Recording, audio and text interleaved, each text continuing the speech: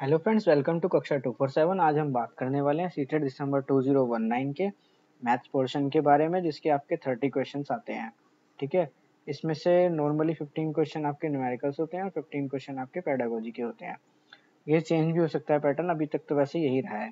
ठीक है, तो हम इन क्वेश्चंस का सॉल्यूशंस जानेंगे और वो भी एक्सप्लेनेशन के साथ। तो चलिए शुरू करते हैं। सबसे पहला क्वेश्चन आपका ये है। मैं आपको साथ में ये भी बता दूं कि आपको अगर इन 30 में से 30 लाने हैं पेपर 1 में, तो आपको दो ही चीज़ें करने की ज़रूरत है। एक है आपको एनसीईआरटी में जितने कंसेप्ट दिए हुए हैं 5th तक। ठीक है, आप चाहें तो किसी प्राइवेट स्कूल की बुक्स भी ले सकते हैं, उसमें थोड़ा एक्सटेंडेड फॉर्म में दिया होता है, वो भी अच्छी बुक्स होती हैं। ठीक है, और दूसरा आपका प्रीवियस ईयर्स के पेपर। ये दो चीज़ें कर लीजिए, आपकी जो मैथ्स का पोर्शन है ना वो बड़ी आराम से हो जाएगा। इसमें 30 में से 10 क्वेश्चन तो ऐसे होते हैं, आप जनरल नॉलेज आपके जनरली भी आप उनको कर सकते हो। ठीक है, तो शुरू करते हैं। आपका पहला क्वेश्चन है, 3 brands of pens A B and C are available in packets of 10, 12 and 24 respectively. ये कह रहा है कि जो 3 ब्रांड के पेन है आपके पास, एक ए ब्रांड है, एक बी ब्रांड है, एक सी ब्रांड है। ठीक है, जो ए ब्रांड है उसके अंदर आपके 10 पेन दिए गए हैं एक पैकेट में, जो बी ब्रांड है उसमें एक पैकेट में 12 पेन दिए गए हैं, और जो सी ब्रांड है उसमें एक पैकेट में 24 पेन दिए गए हैं। ठीक है, ये दुकानदार जो है ना वो तीनों प्रकार के पेन समान संख्या में खरीदने हैं। मतलब वो चाहता है कि मैं तीनों प्रकार के पेन ले लूं, और जो पेन का नंबर हो, मतलब अगर मैं 20 पेन इसके लूँ तो 20 ही पेन इसके लूँ और 20 ही पेन इसके लूँ। ठीक है, तो जो पेन लूँ वो बराबर लूँ। लेकिन अब जो पेन है ना वो पैकेट में मिलेगा, खुले नहीं मिलेंगे, तो वो कितने पैकेट कम से कम खरीदे। ठीक है, कम से कम बताने हैं आपने, या न्यूनतम पूछा है, मिनिमम पूछे तो मिनिमम नंबर क्या होगा। तो जब भी आपसे मिनिमम नंबर पूछे ना, आप ये समझ लीजिए आपसे वो एलसीएम पूछ रहा है, लोएस्ट कॉमन मल्टीपल, इन 3 नंबर का। तो बात आती है इन 3 का एलसीएम कैसे निकाले। एलसीएम आप नॉर्मली वे में भी निकाल सकते हो, ऐसे करके 10, 12, 24। मैं आपको छोटी सी ट्रिक बता दूंगा। ट्रिक क्या है कि इन तीनों में जो आपका सबसे बड़ा नंबर है वो क्या है, 24 है। ठीक है, आप 24 का टेबल पढ़ना स्टार्ट कर दीजिए और देखिए कि वो जो भी डिजिट है वो इन दोनों के टेबल में आती है या नहीं। जैसे 24 है, 24 12 के पहाड़े में तो आता है, तो 12 को हमने काट दिया, पर 10 के में आता नहीं आता। ठीक है, 24 दूनी 48, 12 के में आता है पर 10 के में नहीं आता। अब 12 के में तो सारे ही आएंगे, बट 10 का देखना है हमें। ठीक है, 24 दिया 72, 10 के में ये भी नहीं आता, 24 के 96, ये भी नहीं आता, 24 पंजे 120, तो 120 जो है वो आपका आता है 10 के पहाड़े में। ठीक है, तो 120 आपका एलसीएम हो गया। अब वो कितने 120 पेन लेगा वो। ठीक है, अब 120 पेन वो लेगा। अगर 10-10 पेन वाले पैकेट में, एक पैकेट इसमें 10 पेन हो और उसको 120 पेन लेने, तो कितने पैकेट लेने पड़ेंगे उसको, 12 पैकेट। 12-12 पेन वाले कितने पैकेट लेने पड़ेंगे उसको, 10 पैकेट। 24-24 वाले कितने पैकेट लेने पड़ेंगे उसको, 5 पैकेट। तो आपका आंसर हो गया 12, 10 और 5। तो 12, 10 और 5 आपका फोर्थ आंसर जो है वो सही है। ठीक है, तो आपने बस जनरली इनका एलसीएम निकालना है, जो एलसीएम है उसको डिवाइड भी कर देना। डायनामिक मैथ्स में भी आप ऐसे ही करते हैं, एक बंदे ने इतने दिन काम किया, 2 दिन काम किया, तो मेनली आपको एलसीएम चाहिए। तो एलसीएम के ऊपर और भी ट्रिक्स होती हैं, आप कहेंगे तो मैं आपको बता दूंगा। नेक्स्ट आते हैं, the side of square is 4 centimetre. एक स्क्वायर दे रखा है आपका, जिसकी साइड जो है वो 4 सेंटीमीटर की। स्क्वायर की चारों साइड इक्वल होती हैं, ये आपको पता होगा, और रेक्टेंगल की सामने वाली इक्वल होती है। तो ठीक, ये भी 4 है, ये भी 4 है, ये भी 4 है। ठीक है, इसको हम 4 इक्वल स्क्वायर्स में काट देते हैं। तो 4 स्क्वायर्स में काटने का एक ही तरीका हो सकता है, ये वाला। ठीक है, और तो कोई तरीका हो नहीं सकता। ठीक है, अब इसका एरिया बताना है हर स्क्वायर का। 4 स्क्वायर बराबर हैं, पहले बड़े स्क्वायर का एरिया कितना होगा, 4 चौक 16। ठीक है, और 4 भागों में हमने इसको बांट दिया, तो 4 से डिवाइड कर देंगे तो आंसर आ जाएगा 4। दूसरा तरीका क्या है, मतलब 16 हमने टोटल ले लिया, 16 को 4 भागों में बांटा तो सबका 4 4 4 4 आ गया। ठीक है, दूसरा तरीका क्या है, ये 4 है तो ये हाफ कितनी हो गई, 2, ये भी 2 हो गई। ठीक है, तो 2 दूनी 4। आप जिस भी मेथड से करना चाहें आप कर सकते हैं, आपका आंसर आएगा 4 सेंटीमीटर स्क्वायर। ठीक है, नेक्स्ट आते हैं। नेक्स्ट आपका, which one of the following statement is not correct. इनमें से कौन सी स्टेटमेंट करेक्ट नहीं है। All prime numbers are odd number. Prime number क्या होते हैं, प्राइम नंबर वो होते हैं जिनके फैक्टर्स, अभाज्य संख्या वो होती हैं जिनके फैक्टर्स 2 होते हैं, केवल 1 और या फिर केवल वो खुद। ठीक है, 1 या सेल्फ। ठीक है, आपको नंबर सिस्टम के ऊपर वीडियो चाहिए ना, तो हमने बेसिक कॉन्सेप्ट बता रखे हैं, वो वीडियोस हमने डाली हुई है, आप वो देख सकते हैं। ठीक है, सजेशन में उसका लिंक हम आपको प्रोवाइड करा देंगे। ठीक है, तो जो प्राइम नंबर होते हैं वो या तो 1 से डिवाइड होते हैं या सेल्फ से होते हैं। अभी कह रहा है प्राइम नंबर जो है वो ओड होते हैं। तो प्राइम नंबर कौन कौन से हो गए, प्राइम नंबर आपके होते हैं जैसे कि 2, 3, 5, 7, 9 नहीं आएगा क्योंकि 9 3 से भी हो जाता है। इसके बाद आएगा आपका 11 13 ना, ये सारे, ठीक है। प्राइम नंबर सारे ओड होते हैं नहीं, क्योंकि 2 तो आपका इवन नंबर आ गया, ठीक है। तो ये वाली सेंटेंस ही आपका नॉट करेक्ट इसने पूछा है, तो ये वाला सेंटेंस आपका नॉट करेक्ट है, ठीक है। बाकी हम पूछ लेते हैं, there are many infinitely prime number. हाँ जी, आगे तक बढ़ते चलेंगे, इनफाइनाइट होंगे, ये भी सही सेंटेंस है, नॉट करेक्ट नहीं है, करेक्ट है। A prime number has only 2 factor. हाँ जी, ये अभी हमने आपको बताया 2 ही फैक्टर होते हैं, एक 1 या सेल्फ, ठीक है। There are only 4 single digit prime number. हाँ देखिए, 1 2 3 4, सिर्फ 4 ही प्राइम नंबर ऐसे हैं जो सिंगल डिजिट के हैं, इसके बाद तो सारे डबल डिजिट के हो जाएंगे, ठीक है। तो जो आपका फर्स्ट आंसर है, यही फर्स्ट ऑप्शन है, यही है जो नॉट करेक्ट है, ठीक है। नेक्स्ट आते हैं, a number that is divisible by all the number from 1 to 10 both inclusive is. मतलब 1 से 10 तक के जो नंबर हैं, बोथ इंक्लूसिव मतलब 1 भी आएगा 10 भी आएगा, ठीक है। एक ऐसा नंबर बताना है जो इन सबसे डिवाइड हो जाए, 1 2 3 4 5 6 7 8 9 10, ठीक है। तो इसको अगर हमें शॉर्ट में करना है ना, तो हम या तो 9 उठा लें, क्योंकि 9 से क्या होगा, 9 अब 10, 9 से क्या होगा कि 3 से भी हो जाएगा, वो 9 से भी हो जाएगा। तो जो 10 है, ये भी 9 से नहीं होता, ये भी 9 से नहीं होता। 6 और 4 10, इन दोनों का जोड़, जो 9 की डिविजिबिलिटी होती है वो क्या होती है, अब तीन अंकों को जोड़ दो, और अगर जो जोड़ आए वो आपका 9 से डिवाइड हो जाए तो नंबर 9 से डिवाइड हो जाएगा, ठीक है। 10 भी 9 के पढ़े में नहीं आता, ठीक है। 100 को जोड़ेंगे तो 1 आएगा, 9 के पढ़े में नहीं आता। 6 और 4 10 नहीं आता 9 के पढ़े में, तो ये भी नहीं होगा। इसको जोड़ेंगे तो 5 और 2 7 और 2 9, यानी कि ये आता है आपका, तो ये 9 से भी डिवाइड होगा। आपको 10 से चेक करना है तो लास्ट में 0 आ रही है, 10 से भी डिवाइड होगा, ठीक है। 10 से है तो 9 से भी हो जाएगा, 3 से भी हो जाएगा, 10 से है तो 9 से है तो 3 से हो जाएगा, 10 से है तो 2 से भी हो जाएगा, 5 से भी हो जाएगा, 1 से तो सारे नंबर होंगे ही, ठीक है। बचा के आपका 8 देखना है, तो लास्ट के 3 डिजिट देख लो, ये डिवाइड होती हैं 8 से, तो चेक कर लीजिए आप, 8 से डिवाइड होगी, 8 6 48, बचा 4, 8 पंजे 40, तो ये 8 से भी डिवाइड हो रहा है, तो 4 से भी हो जाएगा, ठीक है। उसके बाद क्या है, आपको 6 से देखना है, 2 और 3 से हो रहा है तो 6 से भी हो जाएगा। 7 से देखना है तो आप 7 से इसको डिवाइड करके चेक कर सकते हो। तो जो 2520 है, ये आपका सबसे डिवाइड होता है। आप बेसिकली एक ही नंबर कोई भी ऐसा उठा लीजिए, आपको 3 एलिमिनेट हो रहे हैं। आपने सीटेट में करना क्या है, आपने टाइम बचाने के लिए एलिमिनेशन का यूज करना है। आप एक एक ऑप्शन को एलिमिनेट करते जाएं। 10 जो है आपका 9 से नहीं हो रहा, 100 भी 9 से नहीं हो रहा, 604 भी 9 से नहीं हो रहा, तो ऑब्वियसली आपका आंसर हो गया, ठीक है। तो आपको ज़्यादा टाइम नहीं लगाना है, मैंने आपको सारा नंबर से चेक करके फिर भी बता दिया है।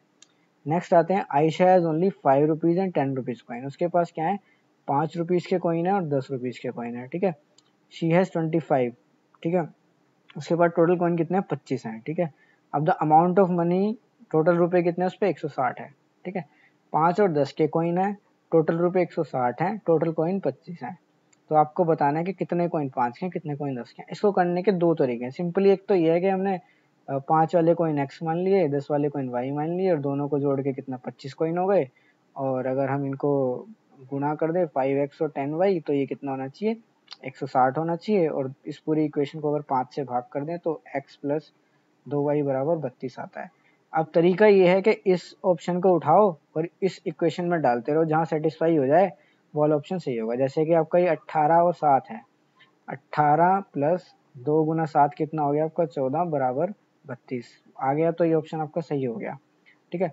दूसरा तरीका क्या है, दूसरा तरीका ये है कि इन ऑप्शन की मल्टीप्लाई करते रहो। 18 गुना 5, 18 गुना 5 करो आप, 18 कॉइन 5 5 के हैं तो कितने हो गए, 18 पंजे 90, और 7 कॉइन 10 10 के हैं तो कितने हो गए 70, दोनों को जोड़ा 160 आ गया।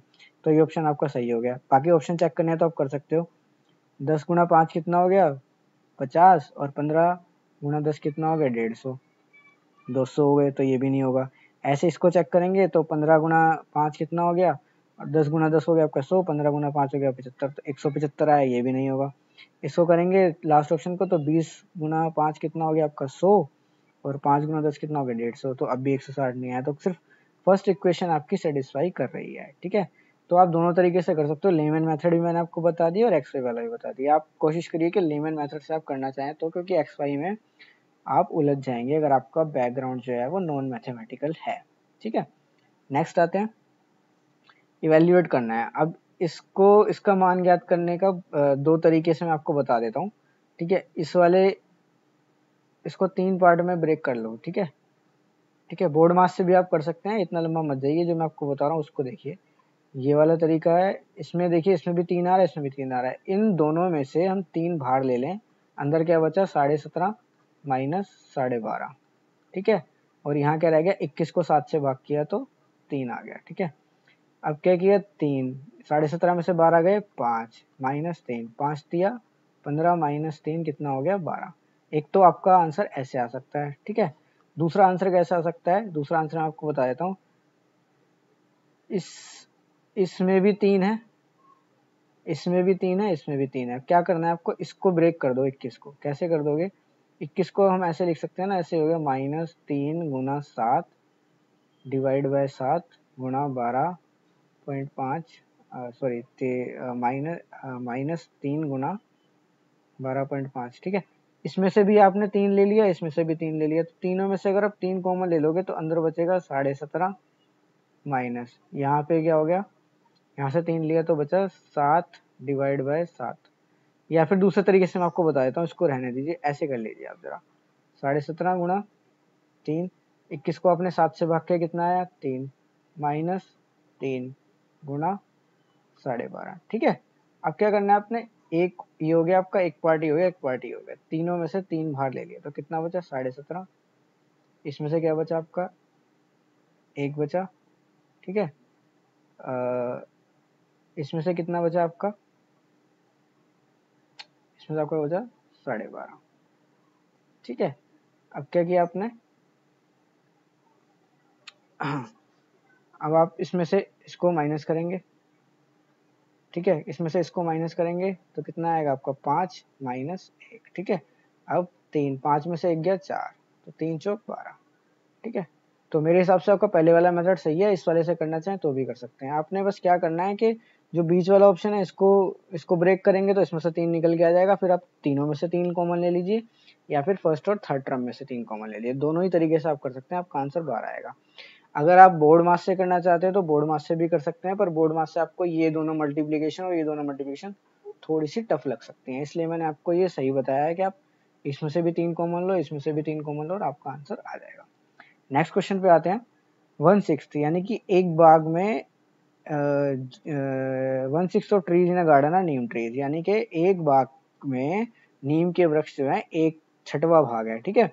1/6 भाग है, ठीक है। आज मतलब 1/6 जो नीम के पेड़ हो गए आपके, वो कितने हो गए 1/6 हो गए, ठीक है। उसके बाद क्या है, बाकी आधे जो है वो अशोक के हैं, यानी कि 1/2 कितने हैं, आधे कितने हैं अशोक के हैं, ठीक है।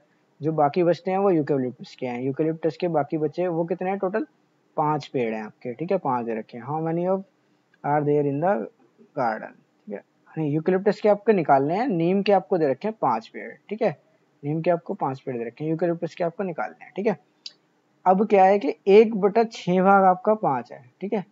1/6 भाग आपका जो है 5 है, तो एक भाग कितना होगा आपका, एक भाग कितना होगा आपका 5 गुना 6, ठीक है।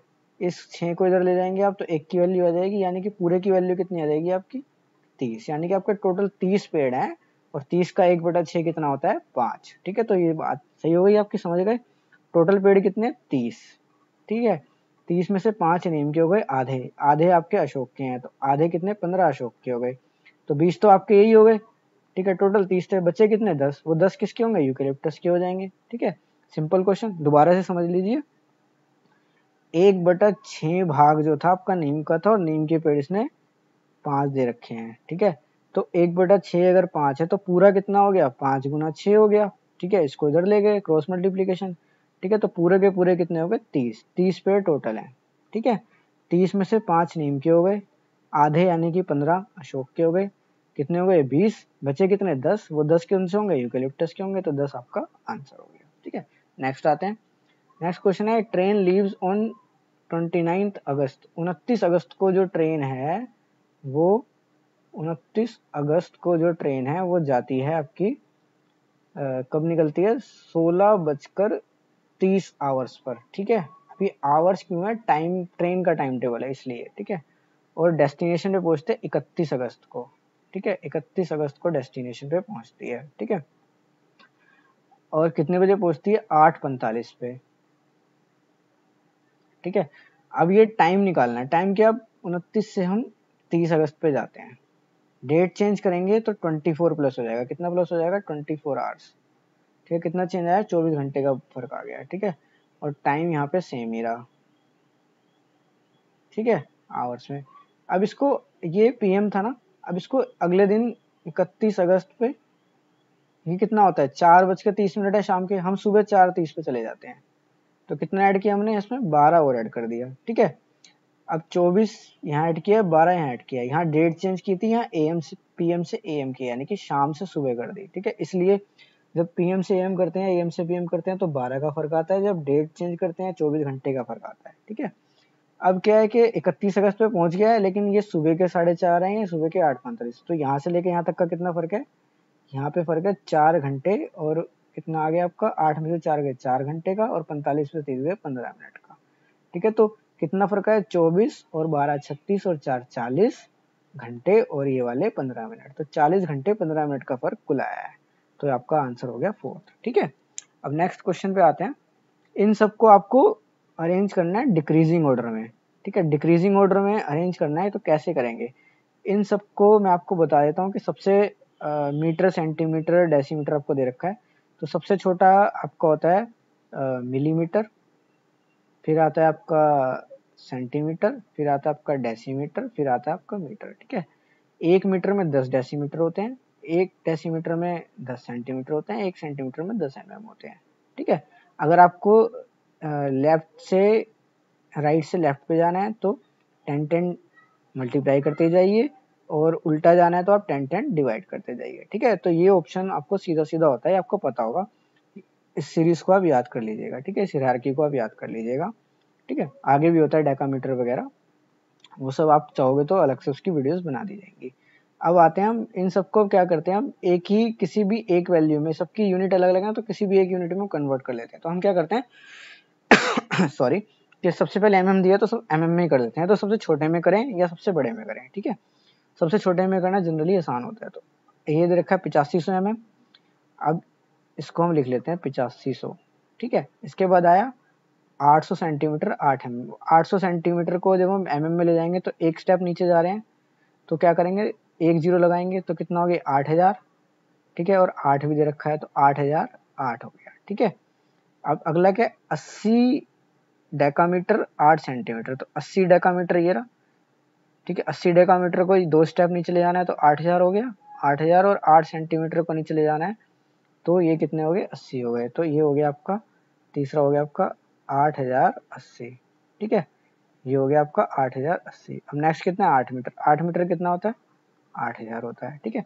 देख लीजिए पहला आपका जो आया है वो आया आपका 8500, दूसरे की वैल्यू आपकी आई है 8008, तीसरे की वैल्यू आपकी आई है 8080, और फोर्थ की वैल्यू आपकी आई है 8000, ठीक है। तो फर्स्ट ये हो गया आपका फर्स्ट, ठीक है, डिक्रीजिंग में लगाना है ना, इसलिए सबसे बड़ा ये हो गया, फिर आपका सब उससे छोटा ये हो गया, फिर उससे छोटा आपका ये हो गया, और फिर सबसे छोटा आपका ये हो गया, ठीक है। तो आपका ऑप्शन इस हिसाब से कौन सा आएगा, ये फोर्थ वाला आपका ऑप्शन सही आ जाएगा। नेक्स्ट चलते हैं। 180 centimetre long wire is formed into a rectangle, एक 180 सेंटीमीटर की वायर को रेक्टेंगल में बनाया गया, तो विड्थ दे रखी है 30 सेंटीमीटर, यानी कि चौड़ाई दे रखी है 30, लंबाई निकालनी है, ठीक है।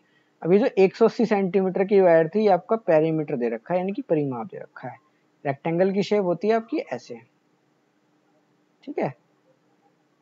अब ये टोटल मिला के 180 है, ठीक है। अब इसने क्या दे रखी है, इसकी विड्थ दे रखी है 30, मान लो ये 30 है, ये 30 है, ठीक है। अब ये टोटल कितनी हुई आपकी 60, ठीक है। हमारे पास थी 180, 180 में से 60 तो ये चली गई, बची कितनी 120। अब 120 को 2 बराबर भागों में बांटना है तो कितनी हो जाएगी 60-60।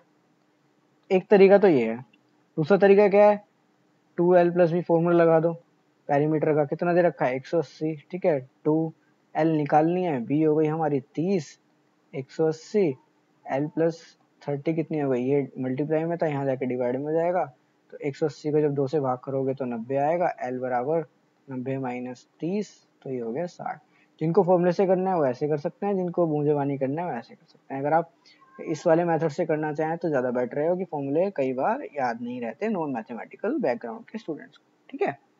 नेक्स्ट आते हैं, व्हेन आस्क्ड टू राइट 44 जब किसी छात्र से 44 लिखने के लिए कहा गया तो उसने उसको 404 लिख दिया। ठीक है, एज ए टीचर आप इसको कैसे संबोधित करेंगे? उसी कॉपी में सही उत्तर लिख देंगे? नहीं। Explain principle of exchange using material, उसे मूर्त पदार्थ से विनिमय नियम से समझाएंगे उसको। ये जो है रिलायबल लग रहा है। आगे चलते हैं। Group them with those who have done it correctly, उनको समूह में रख दें जिनको कुछ ने जिन्होंने सही किया हो। नहीं, उससे क्या होगा? उससे कुछ नहीं होगा। Tell them to find out correct answer, उन्हें करेक्ट आंसर निकालने के लिए अपने आप कहेंगे। वो अपने आप निकाल लेंगे तो फिर आपकी जरूरत क्या है? इसलिए सबसे सही ऑप्शन क्या है आपका? सेकंड। जो मोस्ट सुटेबल ऑप्शन है आपका सेकंड है कि आप उसको मूर्त पदार्थ से मतलब कंक्रीट मटेरियल से उसको प्रिंसिपल ऑफ एक्सचेंज समझाएंगे। ठीक है, नेक्स्ट आते हैं हम। The main purpose of introducing mapping in the primary mathematics curriculum is, mapping क्यों बताई जाती है प्राइमरी मैथमेटिक्स करिकुलम में? To promote spatial thinking. जी हाँ, बिल्कुल, स्पेशल थिंकिंग। जब हम टॉप व्यू वगैरह निकालते हैं ना तो वो स्पेशल थिंकिंग होती है। प्रोपोर्शनल रीजनिंग नहीं, बिल्कुल नहीं, प्रोपोर्शनल रीजनिंग इससे नहीं आएगी। To make subject easy and interesting, हाँ ये है, इंटरेस्टिंग हो जाए subject. To break the monotony of number, ये वाला भी ऑप्शन ठीक है। ठीक है, अब ऑप्शन तो ये भी ठीक है, ऑप्शन ये भी ठीक है। अब लेकिन ए तो तीनों में है, ये तो हो गया। अब सी और डी में से हमको सेलेक्ट करना है कि कौन सा, या तो ये वाला ऑप्शन सेलेक्ट करना है या ये वाला करना है। अब देखेंगे हम सी और डी में से जो सही है वो कौन सा है।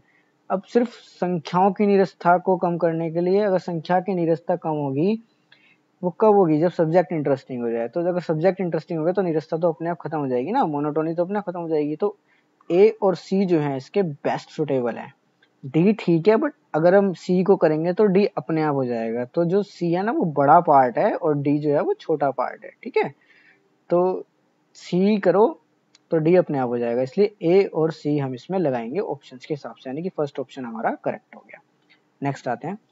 Which of the following topics are not part of primary school mathematics curriculum in NCF 205। अब ये देखते हैं। अब ये क्या है कि जो 2005 एनसीएफ के अनुसार इनमें से कौन सा प्राइमरी लेवल पे मैथ्स का पार्ट नहीं है? टेसिलेशन। टेसिलेशन क्या होता है? टेसिलेशन होता है जो आपके रीअरेंजिंग्स ऑफ पिक्स होती है ना। मान लो एक पिक है, उसके 4 टुकड़े कर दिए। मान लो यहाँ पे लिखा हुआ है, कुछ भी बना हुआ है ना, मान लो चिड़िया बनी हुई है। ठीक है, अब चिड़िया की पिक को 4 टुकड़े कर दो, उन्होंने बोला आप अरेंज करो। ठीक है, इसको टाइलिंग बोलते हैं, टेसिलेशन की टाइलिंग। ठीक है, दूसरा आता है सिमेट्री। ठीक है, सिमेट्री क्या होता है आपका? सिमेट्री होता है आपका कि ये ट्राइंगल है, इसकी सिमेट्री निकालनी, ये वाली सिमेट्री। ठीक है, कोई भी आपको बना दिया ना, इसको बीच में से इसकी सिमेट्री। ठीक है, ये वाला होता है आपका। एक साइड का दे दिया, दूसरे साइड का निकालना है। पैटर्न दे दिया, पैटर्न होता है ऐसे बच्चों को दे दिया 1, फिर 2 बॉल, फिर 3 बॉल। अब बच्चों से पूछो कि आगे कितनी आएंगी तो बच्चे बताएंगे 4 बॉल। तो ये जो तीनों चीजें हैं ना, ये आपके एनसीएफ में के अकॉर्डिंग मैथ्स के करिकुलम में है, बट रेशियो प्रोपोर्शन का नहीं है। रेशियो प्रोपोर्शन बड़े क्लासेस में आता है। तो रेशियो प्रोपोर्शन जो है इसका आंसर आ जाएगा, क्योंकि इसने नोट पूछा है। ठीक है, नेक्स्ट आते हैं। Which of the following resources TLM can be used by teacher to show the two rectangle और different dimension can have same area without formula. ठीक है, दो रेक्टेंगल हैं अलग अलग डायमेंशन के, उनका सेम एरिया है, तो इसे कैसे बताओगे? इनको आप कैसे बता सकते हो? इनको आप स्केल के थ्रू बताओगे? नहीं, इनको आप ग्राफ पेपर के थ्रू बता सकते हो। ठीक है, और आप बता सकते हो थ्रेड्स के थ्रू भी बता सकते हो। नहीं, थ्रेड्स नहीं, टाइल्स के थ्रू बता सकते हो। ठीक है, तो दो तरीके हो गए आपके, ग्राफ पेपर और टाइल्स के। क्योंकि ये बच्चों को कंक्रीट दिख जाएगा कि जो ट्राइंगल है, टाइल्स जो है वो आपके अलग अलग डायमेंशंस की है, अलग अलग रेक्टेंगल। एक बड़ी टाइल हो गई, एक छोटी टाइल हो गई, तो बच्चे समझ जाएंगे। ठीक है, ऐसी ग्राफ पेपर में भी आप उनका बता सकते हो। ठीक है, छोटी टाइल से बच्चा जो है बड़ी टाइल्स का एरिया निकाल सकता है। कि मान लो कि एक बड़ी टाइल है और एक छोटी टाइल है। ठीक है, अब वो छोटी टाइल को उसने यहाँ रखा, फिर यहाँ रखा, फिर यहाँ रखा, फिर यहाँ, 4 टाइलें रख दी और एक बड़ी टाइल ढक गई। तो वो कह सकता है कि बड़ी टाइल जो है वो छोटी 4 टाइलों के बराबर है। ठीक है, तो ऐसे दो ट्राइंगल्स में डिफरेंशिएशन में आप बता सकते हो। तो ग्राफ पेपर और थ्रेड, यानी कि आंसर हो गया आपका बी एंड डी। ठीक है, नेक्स्ट आते हैं। नेक्स्ट है आपका which of the following could be contributing factor to under achievement in mathematics. ठीक है, निम्न में से गणित में उपलब्धि कम होने के कारण क्या हो सकते हैं? लिंग नहीं जी, जेंडर बायस बिल्कुल नहीं। मेल या फीमेल से फर्क नहीं पड़ता कि वो मैथ्स में अच्छा होगा या नहीं होगा। ठीक है, उसके बाद आता है सोशल कल्चरल बैकग्राउंड। जी हाँ, ये हो सकता है जो बच्चे का सामाजिक संस्कृत पृष्ठभूमि है वो किस, उसका बैकग्राउंड क्या है, उससे उसकी अचीवमेंट का फर्क पड़ सकता है। नेचर ऑफ मैथमेटिक्स नहीं, ये सबके लिए बराबर है।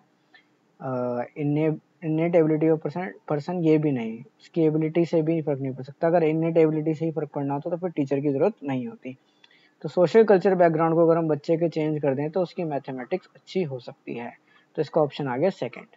ठीक है, सेकंड ऑप्शन है आपका सामाजिक सांस्कृतिक पृष्ठभूमि। नेक्स्ट आते हैं, which of the following is the most appropriate strategy to explain 1/4 is less than 1/3। तो ये 1/4 इज लेस देन 1/3 ये सीधा सीधा हम पेपर स्ट्रिप से बता सकते हैं। ठीक है, ये बहुत अच्छा मेथड होता है पेपर स्ट्रिप्स का, शेड करके पता होता है आपको 1/4 कैसे होगा। आपने एक स्ट्रिप ली, उसके 4 हिस्से कर दिए, एक शेड कर दिया, इक्वल 4 हिस्से करने हैं, मैंने तो आपको ऐसे ही बता दिया, ऐसे ही 1/3 का कर दिया। ठीक है, इन सबको आप बता सकते हो। ठीक है, नेक्स्ट आता है, but which of the following is the most important aspect of making lesson plan while teaching mathematics to primary. तो लेसन प्लान बनाने के लिए क्या करोगे आप, टेक्स्ट बुक को फॉलो करोगे, फिर आप किस लिए हो, presenting mathematical concept in structured manner, ये ये भी नहीं होगा, ये स्ट्रक्चर्ड मैनर कह रहा है तो आप फिर रिजिड हो जाओगे ना, फ्लेक्सिबल नहीं होगे। Providing opportunities to student to allow construction of concept, ये सही है, बच्चों को अपॉर्चुनिटीज दे रहे हो, अवसर दे रहे हो कि वो खुद से कंस्ट्रक्ट करें, मतलब खुद से संरचना करें, संकल्पनाओं की खुद से सीखें। ठीक है, राइटिंग एक्टिविटीज एंड क्वेश्चन और रेफरेंस, ये भी नहीं है। तो थर्ड ऑप्शन इसका सही है, उसको आप अपॉर्चुनिटीज दोगे, ऐसा एनवायरनमेंट क्रिएट करके दोगे कि बच्चा सीखे। तो थर्ड ऑप्शन इसका करेक्ट है। नेक्स्ट क्वेश्चन पे आते हैं। नेक्स्ट क्वेश्चन आपका कहता है, which of the following can not. तो नॉट वर्ड को जरा ध्यान से रखिएगा, ध्यान में नॉट पूछा है उसने, हम कई बार गलती कर देते हैं और पहला ऑप्शन पूछते हैं और कहते हैं तो सही लग रहा है, इसी को राइट मार देते हैं। तो नॉट ध्यान रखिएगा। Considered a feature of constructed mathematics classroom. ठीक है, मैथमेटिक्स क्लासरूम में क्या नहीं हो सकता, role of language and dialogue in learning mathematics is attention, ये नहीं लग रहा। ठीक है, देखते हैं जरा, लैंग्वेज की जरूरत होती है, teacher acknowledge the student may construct multiple understanding, ये भी सही है। Objective type item are use as primary means of assessment, ये गलत है। ऑब्जेक्टिव टाइप टेस्ट को आप यूज कर रहे हैं प्राइमरी मीन्स ऑफ असेसमेंट, ये गलत है, क्योंकि बच्चा ऑब्जेक्टिव टाइप में सिर्फ यस और नो बता देगा ना, ये तो पता ही नहीं लगेगा ना कि उसने सीखा क्या है, कितना सीखा है, कितना गलत है, और क्या पता यस और नो उसने सीख के बताया ऐसे ही बोल दिया है। ठीक है, connection between mathematics and other higher are highlight, हाँ जी बिल्कुल, मैथमेटिक्स का इंटीग्रेशन होना चाहिए, ये भी होना चाहिए। ठीक है, टीचर जो है स्टूडेंट को मल्टीपल अंडरस्टैंडिंग कंस्ट्रक्ट करके भी दे सकता है। ठीक है, इंटरेक्शन बनाएगा, अलग अलग प्रकार से समझा सकता है। ठीक है, और ये भी होगा। तो ये जो थर्ड ऑप्शन है ये गलत है। ठीक है, तो नोट के हिसाब से इसको मार दीजिए। फिर आता है, which of the following statement is in agreement with the constructionist view of mathematics. ठीक है, तो कंस्ट्रक्शनिस्ट व्यू ऑफ मैथमेटिक्स में क्या, कौन सी सेंटेंस से एग्री करते हैं। ठीक है, संरचनात्मक दृष्टिकोण से, रचनावादी दृष्टिकोण से गणित में कौन कौन से कथन सहमति देते हैं। ठीक है, mathematics is about learning fact, नहीं जी, सिर्फ फैक्ट थोड़ी ना सीखेंगे हम। Mathematics are required to discover the truth, नहीं बिल्कुल नहीं, सिर्फ सच के लिए नहीं।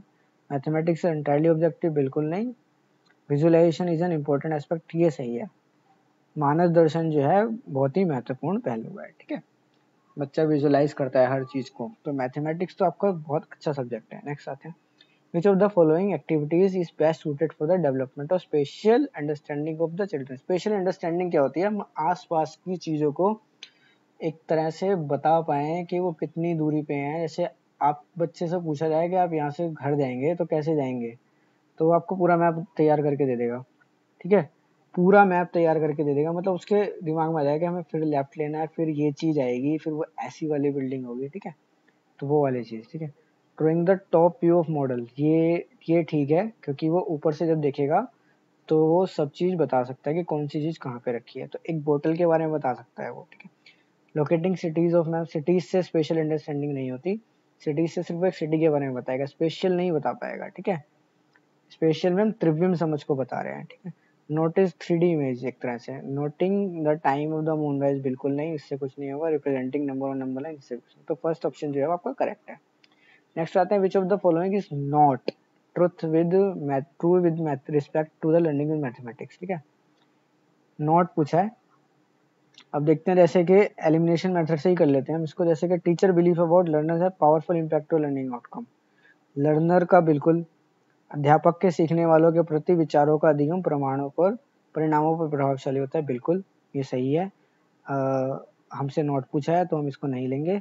स्टूडेंट सोशियोनॉमिक बैकग्राउंड भी करता है, हमने एक क्वेश्चन में भी देख लिया, तो ये भी नहीं होगा। स्कूल्स लैंग्वेज ऑफ इंस्ट्रक्शन, बिल्कुल बच्चा जो है वो हिंदी भाषी है और हम पढ़ा रहे हैं उसको तमिल में, तो सीखेगा नहीं सीखेगा, तो ये बहुत इम्पैक्ट करता है। तो ability to perform and excel in mathematics is innate, नहीं जी। परफॉर्म और एक्सेल इन मैथमेटिक्स करना तो गणित में सीखना जो है वो स्वाभाविक होता है, नहीं, ये गलत है। ये तो हमें उसे सिखाना है ना, तो यही आएगा इसका आंसर। नॉट पूछा है तो यही इसका आंसर है, ठीक है।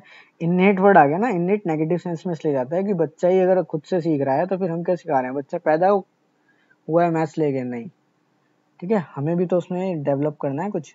नेक्स्ट आते हैं, identify the type of following word problem. I have 6 pencil, Manish has 2 more than me, ठीक है, मेरे पास 6 थी, मनीष के पास 2 मेरे से ज्यादा है, तो यहाँ पे ये ऐड हो रहा है, ठीक है, और कंपेयर भी हो रहा है, तो इसको बोलेंगे कंपैरिजन एडिशन, ठीक है, फैक्चुअल है ये, तो आपको पता होना चाहिए, ठीक है। इन तीनों के बारे में आप ढूंढिए, आपको ये तीन भी पता होनी चाहिए। But is which of the following is not a true of the Hindu Arabic system of numeration, ठीक है, हिंदू अरेबिक में क्या है, position of digit dictates the value, हाँ बिल्कुल सही बात है ये, क्योंकि वंस टेंस अगर यहाँ मान लो 24 लिखा है तो इसका मतलब 4 है, इसका मतलब 20 है, पोजीशन से ही तो पता लग रहा है, अगर हम 42 कर देंगे तो ये 4 थोड़ा 40 हो जाएगा, ठीक है, तो ये सही है। हमसे नॉट पूछा है तो इसको नहीं लेंगे हम। एडिटिव इन नेचर, बिल्कुल, ठीक है। It follow base two system, नहीं, ये बेस टू सिस्टम किसमें होता है, बाइनरी डिजिट में होता है, 0 1 आपने पढ़ा होगा, तो ये वाला ऑप्शन इसका करेक्ट है। मल्टीप्लिकेटिव इन नेचर, ये दोनों ठीक है, ठीक है, तो इसको थर्ड लगा दीजिए ऑप्शन को, ठीक है। गुणात्मक और एडिटिव का क्या होता है ये आपको पता होना चाहिए, क्या होता है एडिटिव आइडेंटिटी, और 2 - 2 जो है 0 आता है, और 2 × 1/2 1 आता है, ये एडिटिव आइडेंटिटी और मल्टीप्लिकेटिव इनवर्स वगैरह आपको पता होने चाहिए, ये छोटे ही उसमें होते हैं, छोटे उसमें नहीं होते, बड़ी उसमें जाके होते हैं क्लासेस में। नेक्स्ट आते हैं, identify desirable practice for teaching geometry eight primary level, ठीक है, ज्योमेट्री को अगर प्राइमरी लेवल पर पढ़ाओगे तो सबसे ज्यादा वांछनीय प्रक्रिया कौन सी होती है, primary level should be limited, अब लिमिटेड वर्ड आ गया तो वैसे ही खत्म कर दो इसको ऑप्शन को, ठीक है, लिमिट तो होनी ही नहीं चाहिए किसी भी चीज की, ठीक है, आप लिमिटेड थोड़ी ना पढ़ाओगे, ठीक है। The teacher should begin giving clear definitions, definitions भी गलत वर्ड है प्राइमरी लेवल के लिए, इसको भी हटा दीजिए। Children should be given ample opportunities, एक बहुत अच्छा वर्ड है, इसको रख लीजिए फिलहाल के लिए। आगे चलते हैं, developing extensive geometrical vocabulary need not to be an objective, ये ठीक ठीक है, बट ये ज्यादा सही लग रहा है क्योंकि हम बच्चों को अपॉर्चुनिटी दे रहे हैं कि वो खुद से अंडरस्टैंडिंग करें स्पेस की, वही हमने एनवायरनमेंट बना के देना है हमको, कंस्ट्रक्टिव नॉलेज खुद से लेने का, ठीक है। नेक्स्ट आते हैं, which of the following is an indicator of mathematical reasoning, इनमें से कौन सा इंडिकेटर है मैथमेटिकल रीजनिंग का, ठीक है, गणितीय तर्कणा का सूचक कौन सा है। फिर से डेफिनेशन आ गया, इसको हटा दीजिए। जस्टिफिकेशन फॉर मैथमेटिकल प्रोसीजर, वो मैथमेटिकल गणितीय प्रक्रिया को पूरा तर्क संगत बता सकता है कि ये क्यों हुआ, तो ये बहुत अच्छी बात है, इसको रख लेते हैं फिलहाल। आगे चलते हैं, कैलकुलेट एफिशिएंसी, ये इतना सही नहीं है, सिर्फ कैलकुलेशन के लिए नहीं करना हमने बच्चों को प्राइमरी में। रिकॉल द करेक्ट फॉर्मूला, फॉर्मूले भी हमने बच्चों को याद नहीं कराने, तो सबसे सही क्या है, सेकंड, वो पूरा प्रोसीजर बताया कि यहाँ से ये कैसे हुआ, इसका जो आंसर आया है ये कैसे आया है, इसको हम कैसे सोल्व करेंगे, तो मैथमेटिकल प्रोसीजर को अगर वो जस्टिफाई कर सकता है, उसकी इस एबिलिटी को हम उसकी मैथमेटिकल रीजनिंग का इंडिकेटर कह सकते हैं। नेक्स्ट क्वेश्चन पे आते हैं, अब हमें ये प्राइस लिस्ट दी गई है और हमें बताना है कि संजय ने कितने पैसे खर्च करे उसे कितने मिलेंगे। संजय ने क्या किया है, आधा किलो टमाटर लिए, टमाटर 40 रुपए किलो है, आधा किलो लिए तो कितने के हो गए, 20 रुपए के हो गए, ठीक है। तो उसने 1 किलो आलू लिए हैं, आलू 25 रुपए के 2 किलो है, 1 किलो लिए तो कितने के हो गए, 12.5 रुपए के हो गए, ठीक है। तो उसने 250 ग्राम चिलीज लिए हैं, सॉरी आधा किलो कैरेट भी है तो आधा किलो कैरेट लिए हैं, ठीक है, कैरेट 250 ग्राम 20 की है तो आधा किलो कितने की हो गई, 40 रुपए की हो गई, ठीक है। फिर उसके बाद क्या है कि 250 ग्राम चिली लिए हैं, चिली 10 रुपए की 100 ग्राम है, 250 ग्राम कितने की हो गई, 25 रुपए की हो गई, ठीक है, तो 25 रुपए यहाँ लिख दिया हमने, ठीक है। और 6 नींबू लिए हैं उसने, 10 नींबू के प्राइस, मतलब 4 नींबू का प्राइस 10 रुपए, तो 6 का कितना हो गया, 15 रुपए हो गया, 15 रुपए के नींबू हो गए, सबको जोड़ दो, पॉइंट नहीं है तो पॉइंट लगा देते हैं और 0 लगा देते हैं ताकि कैलकुलेशन में मिस्टेक ना हो। इसमें आ गया 5, 5 और 5 10 रुपए, तो 12 का 2, यहाँ से लगा 1 2 3 4 4 8, तो 10 और 11 यानी कि 112 रुपये 50 पैसे उसने खर्च करे हैं। उसने 200 रुपये का नोट दिया है तो उसे वापस कितने मिलेंगे, तो 200 में से 112.50 आप माइनस कर दीजिए तो कितना आएगा, यहाँ पे 50 आ गया, 10 इधर से गया था तो 9 में से 2 गया 7 और यहाँ पे बचा आपका 19, 19 में से 11 गए 8, तो 87.5 रुपीज यानी कि 87 रुपये 50 पैसे। सेकेंड ऑप्शन आपका सही है। नेक्स्ट आते हैं, एक डिजिट नंबर दे रखा है आपको, कह रही है कि मैं 2 अंकों की संख्या हूँ, I am 2 digit number, the digit in 10 place and unit place are consecutive prime number, दोनों जो है वो प्राइम नंबर है और क्या है, क्रमिक है, मतलब एक के बाद एक आता है, मतलब एक के बाद मतलब 2 है तो 2 के बाद 3 आना चाहिए, 3 के बाद 5 आना चाहिए, जो प्राइम नंबर है वो एक साथ आने वाले हैं। और the sum of digit is multiple of 3 and 4, हम इसी को लेके चलते हैं, ठीक है। Sum of digit is multiple of 3 और 4, मतलब दोनों संख्याओं को जोड़ दो तो 3 और 4 दोनों से भाग हो जाए वो, ठीक है। 7 और 5 12, 12 3 से भी भाग होता है और 4 से भी भाग होता है, तो ये वाला ऑप्शन सही हो सकता है, ठीक है। 2 और 3 5, 5 ना 3 से भाग हुआ ना 4 से होगा तो ये भी हट गया, 5 और 3 8, 8 3 से नहीं होगा, 3 और 1 4, 4 भी 3 से नहीं होगा, तो 3 ऑप्शन हट गए, पहला ऑप्शन सही है। एक बार फिर से चेक कर लेते हैं, 2 डिजिट नंबर है, हाँ जी है, 10th प्लेस और 1st प्लेस पे जो है वो क्या है आपके कंसेक्यूटिव प्राइम नंबर है, हाँ जी, 5 के बाद जो प्राइम नंबर आता है वो 7 ही आता है, ये भी ठीक है। और जो इनका डिजिट है मतलब डिजिट का जो समय है 12, वो 3 से भी भाग हो जाएगा और 4 से भी हो जाएगा, ठीक है, तो फर्स्ट ऑप्शन आपका सही है। नेक्स्ट आते हैं, parking rate of a car in a railway station R S follow, अगर 2 घंटे आप कार खड़ी करते हो पार्किंग में तो 50 रुपये देने हैं, 2 से 5 घंटे खड़ी करते हो तो 75 रुपये देने हैं, 5 घंटे से ज़्यादा करते हो तो 10 रुपये देने हैं आपने पर आवर के हिसाब से एक्स्ट्रा, ठीक है। 8 से 12 घंटे करते हो तो 150 रुपये देने हैं, 12 से 24 करते हो तो 250 रुपये देने हैं, ठीक है। अब राजीव ने पार्क करी अपनी कार 7 बजे, ठीक है, 7 AM पे, ठीक है, और उसने पिक करी कितने बजे, 4:30 बजे, 4:30 बजे, ठीक है। अब इसको आवर्स में बदल लो, 7 तो 7 ही रहेगा और 4:30 को अगर आप आवर्स में बदलोगे तो कितना आएगा, 16:30, ठीक है, 16:30 यहाँ लिख लीजिए आप, ठीक है, माइनस कर देंगे तो ये 30 आ जाएगा, 16 में से 7 गए 9, तो 9 घंटे 9.5 घंटे उसने खड़ी करी है, तो 9.5 किस कौन सी कैटेगरी में आएगा, इस वाली में आएगा, 8 से 12 वाली में, ठीक है। तो 8 से 12 घंटे में आपको कितने रुपए देने, 150 रुपये, 150 रुपये आपका सेकेंड ऑप्शन आपका सही हो गया, ठीक है। नेक्स्ट आते हैं, नेक्स्ट ऑप्शन है आपका क्वेश्चन आपका, which of the following is the third place पे, ये आपको नंबर दे रखे हैं, असेंडिंग ऑर्डर में लगाइए, फिर बताइए तीसरे प्लेस पे कौन सा आएगा। असेंडिंग ऑर्डर में लगाने का तरीका क्या होता है, ऐसे लगाते हैं जैसे कि आपने सबसे पहले लिखा 7.07, ठीक है, नेक्स्ट क्या आपने 7.70, ठीक है, इनको ऐसे लिख लीजिए एक बार, 7 पॉइंट के नीचे पॉइंट आना चाहिए, ध्यान रखिएगा, 707, फिर हो गया 7.007, फिर हो गया 0.77। अब देखिए ये भी 2 डिजिट है, इसके बाद डेसिमल के बाद ये भी, तो इनमें 3 कर दो, इसमें भी 3 कर दो, इसमें भी 3 कर दो।